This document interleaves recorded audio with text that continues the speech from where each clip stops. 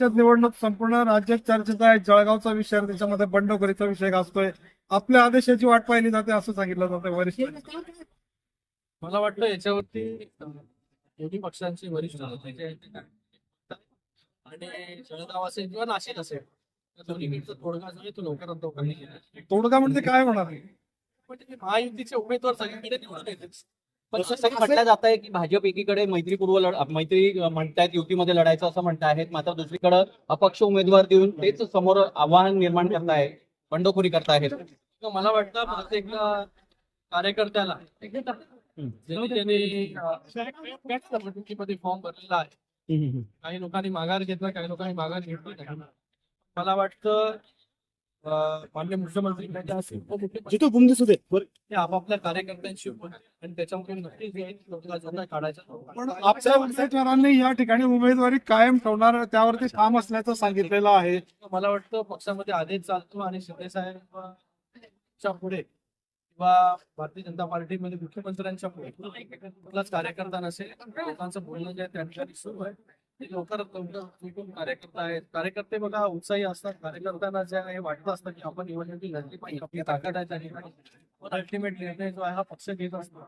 आणि या दोन्ही जागेचा विषय नाशिक आणि जळगाव हा लवकरात लवकर समन्वयाने सुटेल. पण असंही म्हटलं जातंय की नाशिकमध्ये जी भाजपाने बंडखोरी केली तीच मेघ शिवसेनेने जळगावमध्ये राखली. म्हणजे बुद्धिबळाच्या पटलावर जसा खेळ चालतो त्याच पद्धतीने महायुतीच्या दोघं प्रमुख पक्षांमध्ये खेळ चाललाय. तिकडे जर झाली असती माघार तर इकडेही माघार झाली असती, तिकडे पाठिंबा दिला तर इकडेही पाठिंबा दिला जाईल, अशा गोष्टी ज्या आहेत त्या समोर येत आहेत.